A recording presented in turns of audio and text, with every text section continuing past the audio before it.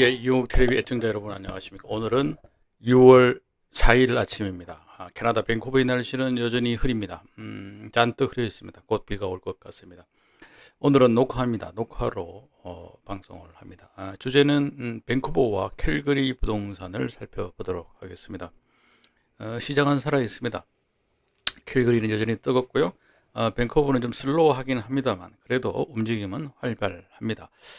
오늘 아침에 통계가 발표되었습니다. 캘거리는 6월 1일 이미 발표가 되었습니다만 광역 밴쿠버 시장 동향이 오늘 오전에 발표가 되었습니다. 프레이즈밸리도 아마 오늘 오전에 발표가 될 텐데 지금 이 시간에는 아직 발표가 되지 않아서 나중에 추후에 내일 혹은 그 다음 시간에 프레이즈밸리 시장도 살펴보겠습니다. 물론 에드먼턴도 아직 발표가 안 됐습니다. 에드먼턴과 프레이즈밸리 부동산 협회는 조금 통계가 늦게 발표되는 경우가 있습니다. 먼저 밴쿠버와 캘거리 주택시장 살펴보도록 하겠습니다.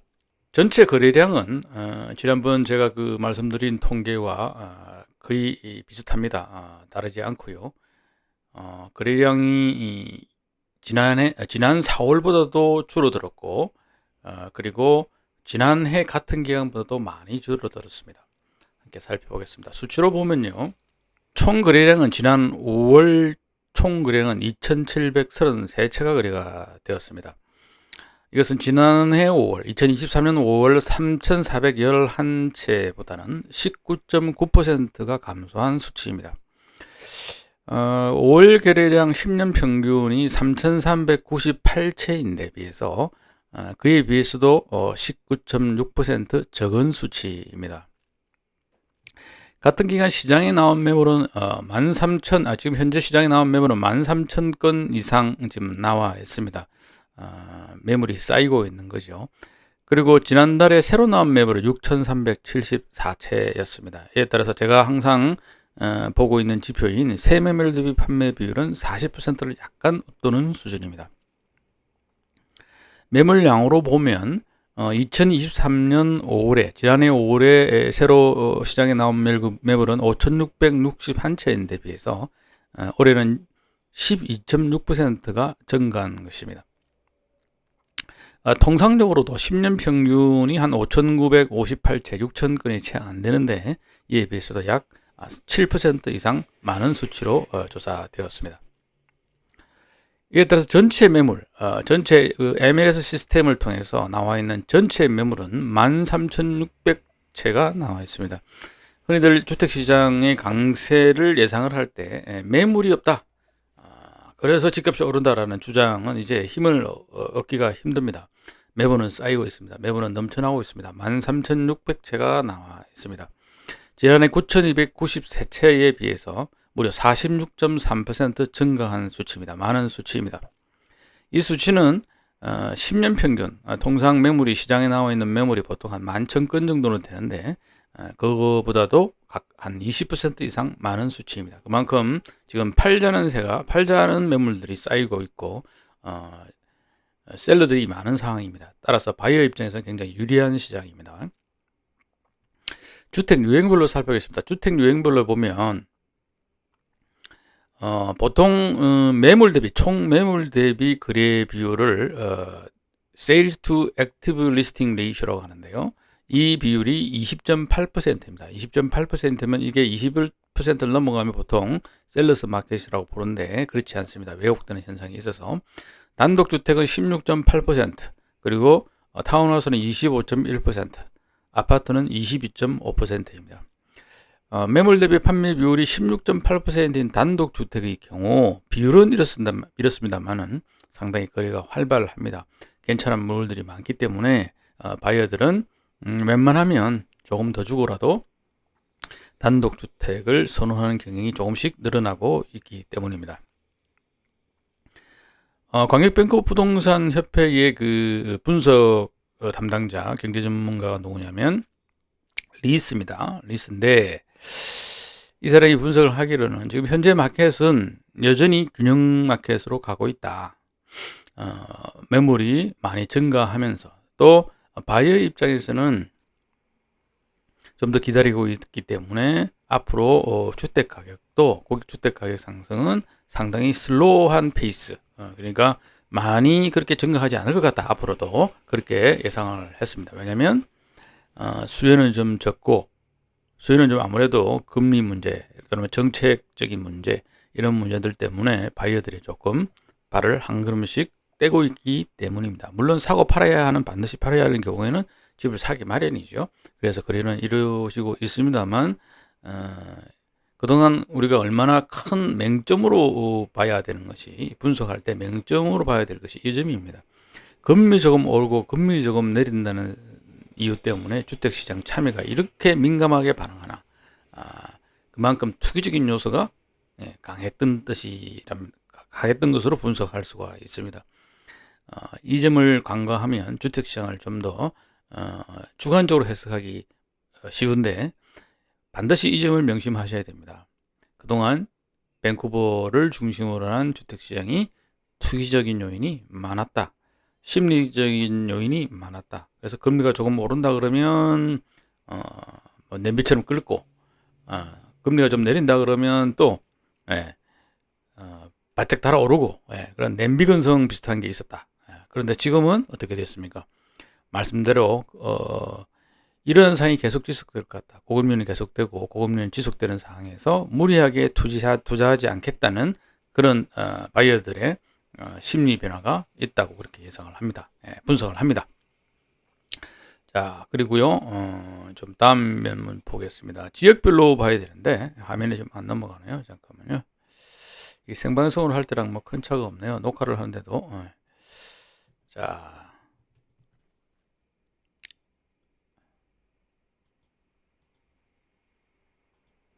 싱글로 보고 넘어가겠습니다. 예.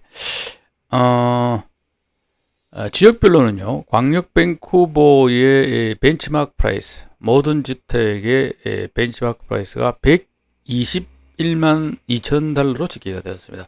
지난달 4월에 비해서는 0.5%가 올랐고, 1년 대비는 2.3% 상승한 것으로 집계되었습니다. 주목할 것은 3년 대비 상승률입니다. 10.8%입니다. 3년 대비 물가 상승률에 어느 정도 수준인지 가늠을 할 수 있습니다. 10.8%면 3년 전 대비 10.8%면 그렇게 오르지 않았습니다. 왜냐하면 앞으로도 이 상승폭은 그렇게 크지 않을 것으로 예상되는데, 그것은 그동안 너무 많이 올랐기 때문입니다. 5년 전 대비에 비교해도 불과 35.6% 상승한 것으로 집계가 되었습니다.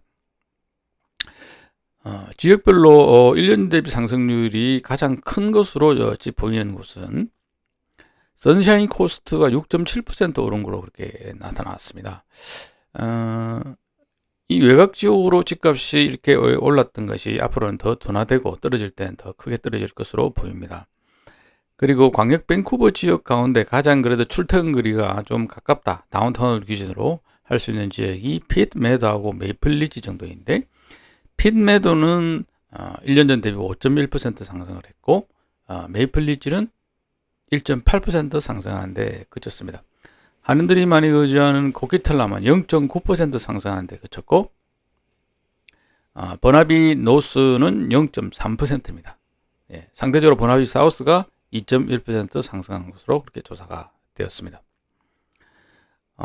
단독주택 쪽으로 보면요, 단독주택으로 보면 광역 밴쿠버는 평균 벤치마크 프라이스가 206만 2,600달러인데 1년 전 대비 5.9% 상승한 것으로 조사되었습니다. 이 가운데 가장 눈길을 끄는 것은 역시 단독주택은 마이너스 4.8% 떨어진 스쿼미시입니다. 스쿼미시. 그리고 크게 오른 것은 웨스트 밴쿠버가 1년 전 대비 7.9% 올랐습니다. 버나비 이스트는 10.3%입니다. 상대적으로 가격이 많이 올랐습니다. 뉴웨스트민스터도 8.1% 상승했습니다. 폰무디 8.8%입니다. 상승률이 두드러지는 곳입니다. 코키텔라면 4.9%입니다.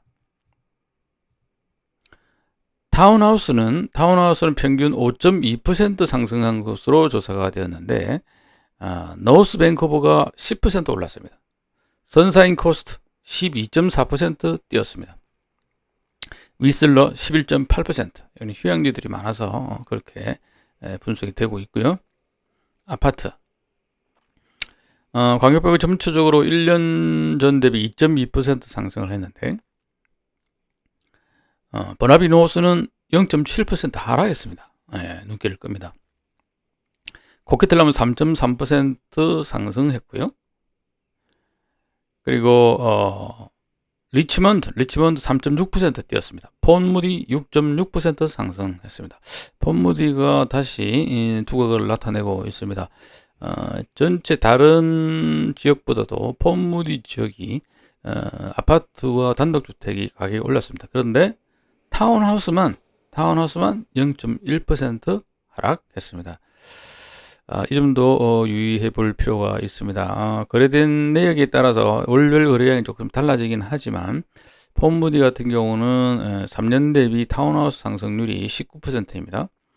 반면에 아파트는 폰무디 지역의 경우 19.1%가 올랐습니다. 3년 전 대비 가격 상승률을 보면 평균적으로 아파트는 15.3%, 광역बैं급 전체가, 그리고 타운하우스는 3년 전 대비 22.1%인데 그 평균을 상회하는 수준을 보이고 있습니다. 다음은 캘거리 보겠습니다. 캘거리는 아주 간단한 요약표가 있어서 캘거리 잠깐 보고 넘어가겠습니다. 캘거리는 벤치마크 프라이스가 60만 3,700달러입니다. 광역밴쿠버의 절반 수준입니다. 광역밴쿠버 120만 달러 정도인데 여기는 60만 달러입니다. 이것이 지난해 같은 기간에 비해서 9.9% 뛰었습니다. 캘거리는 계속 집값이 월별 기준으로 10%가량 뛰고 있습니다. 판매량은 2,881채, 캐나다 밴쿠버, 광역 밴쿠버보다 많습니다. 2,881채. 거래량은 지난해 같은 기간에 비해서 7.3% 증가했고, 새로 시장에 나온 매물은 3,491채, 이 또한 지난해 같은 기간보다 11.5% 증가했음에도 불구하고 판매량이 7.3% 증가했습니다. 이 새 매물 대비 판매 비율로 따지면 여기도 거의 80% 비율이 됩니다. 상당한 강세입니다. 전체 매물은 2,711채로 지난해 같은 기간에 비해서 16.2% 줄었습니다. 즉 매물은 줄어들고 가격은 뛰고 거래는 느는 상황입니다. 평균 소요 기간, 거래하는 데 필요한 평균 소요 기간은 20일입니다. 단 20일입니다. 그러니까 집 한번 내놓고 오픈하우스 한번 하면 바로 오퍼 받는다는 그런 계산을 볼 수가 있습니다. 이게 20일이니까요. 제3조가 안 되니까 리스팅하고 일주일 보고 2주일 오픈하우스 한 다음에 조건 해지한다. 이렇게 한번 보면 집 산다. 그렇게 추산할 수 있습니다. 오늘은 여기까지 하고요. 다음 시간에는 브리즈밸리와 에드먼튼을 살펴보도록 하겠습니다. 내일 아침에 기준금리 발표 소식과 함께 다시 찾아뵙도록 하겠습니다. 여러분, 그럼 내일 아침에 뵙겠습니다. 안녕히 계십시오.